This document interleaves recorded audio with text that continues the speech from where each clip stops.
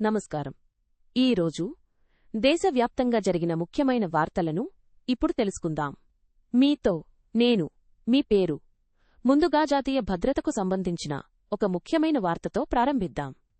ఇటీవల పాకిస్తాన్ మరియు చైనా కలిసి విడుదల చేసిన సంయుక్త ప్రకటనలో కాశ్మీర్ అంశం మరియు చైనా పాకిస్తాన్ ఎకనామిక్ కారిడార్ అంటే సిపిఈసి గురించి ప్రస్తావించడంపై భారత్ తీవ్ర అభ్యంతరం వ్యక్తం చేసింది.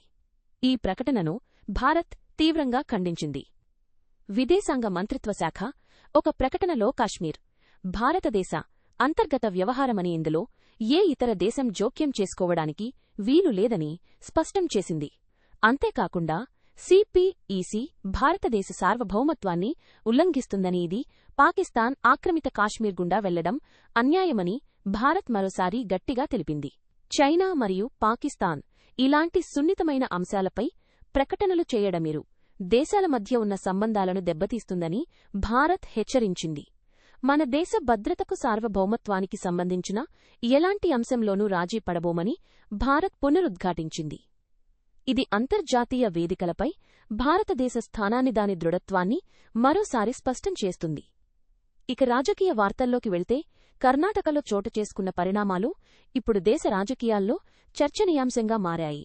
కర్ణాటక ముఖ్యమంత్రి సిద్ధరామయ్య, ఉప ముఖ్యమంత్రి డీకే శివకుమార్ ఢిల్లీ పర్యటనకు వెళ్లిన సంగతి తెలిసిందే. అక్కడ కాంగ్రెస్ అధిష్టానంతో వారి చర్చలు రాష్ట్ర రాజకీయాల్లో అనేక ఊహాగానాలకు దారితీశాయి. అయితే కాంగ్రెస్ సీనియర్ నేత జనరల్ సెక్రటరీ కేసీ వేణుగోపాల్ ఈ ఊహాగానాలకు తెరదించారు.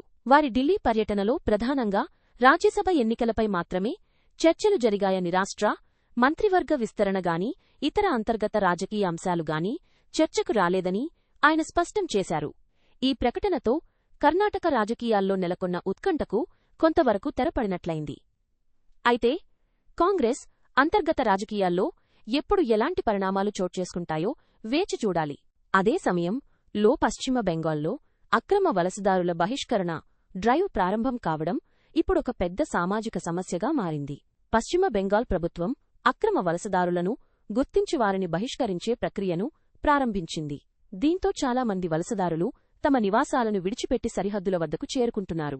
ఈ చర్య రాష్ట్రంలో మానవతా సంక్షోభానికి దారితీస్తుందని మానవ హక్కుల సంఘాలు ఆందోళన వ్యక్తం చేస్తున్నాయి.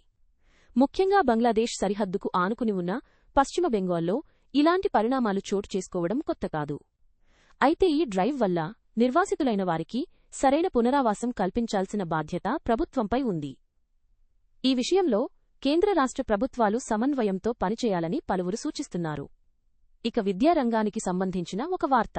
సిబిఎస్ఈ 12వ తరగతి విద్యార్థి ఒకరు ఓఎస్ఎం పోర్టల్లో భద్రతా లోపాలు ఉన్నాయని ఆరోపించిన తర్వాత దేశవ్యాప్తంగా విద్యార్థుల తల్లిదండ్రుల్లో ఆందోళన నెలకొంది.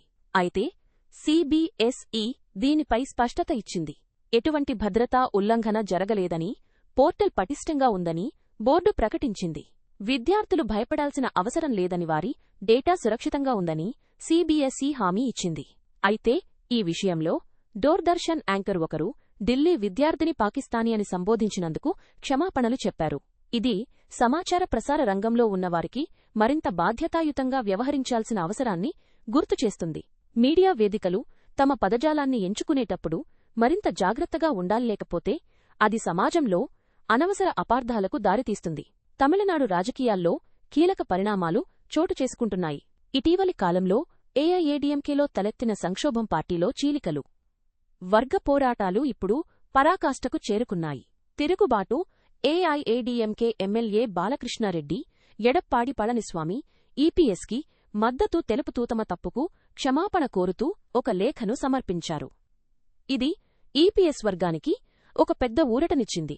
పార్టీలో ఐక్యతను తిరిగి తీసుకురావడానికి ఇది ఒక ముఖ్యమైన ముందడుగుగా భావిస్తున్నారు. అయితే పార్టీలో ఇతర విభేదాలు ఎలా పరిష్కారమవుతాయో చూడాలి. అలాగే తమిళనాడులో మరొక ముఖ్యమైన అంశం మెకదాటు ఆనకట్ట వివాదం. తమిళ నటుడు విజయ్ మెకదాటు ఆనకట్ట ప్రతిపాదనను తిరస్కరించాలని ప్రధానమంత్రి నరేంద్ర మోడీని ఢిల్లీ పర్యటనకు ముందు కోరారు. తమిళనాడులో ఈ ఆనకట్ట నిర్మాణంపై తీవ్ర వ్యతిరేకత ఉంది. ఎందుకంటే ఇది రాష్ట్రానికి కావేరీ నదీ నీటిని అందకుండా చేస్తుందని ఆందోళనలు ఉన్నాయి. ఈ విషయంలో ప్రధానమంత్రి జోక్యం చేసుకోవాలని విజయ్ చేసిన విజ్ఞప్తి ఈ వివాదానికి జాతీయ స్థాయిలో మరింత ప్రాముఖ్యతను కల్పిస్తుంది. ఆర్థిక రంగంలో భారతదేశానికి ఒక కొత్త పరిణామం చోటు చేసుకుంది. తైవాన్ భారతదేశాన్ని అధిగమించి ప్రపంచంలో 5వ అతిపెద్ద స్టాక్ మార్కెట్గా అవతరించింది. ఇది భారతీయ ఆర్థిక వ్యవస్థకు ఒక ముఖ్యమైన పరిణామం. గత కొన్ని సంవత్సరాలుగా భారతీయ స్టాక్ మార్కెట్ గణనీయమైన వృద్ధిని సాధించింది. అయితే అంతర్జాతీయ మార్కెట్లలో చోటు చేసుకున్న పరిణామాలు, పెట్టుబడుల ప్రవాహం వంటి అంశాలు దేశాల స్టాక్ మార్కెట్ ర్యాంకింగ్లను ప్రభావితం చేస్తాయి.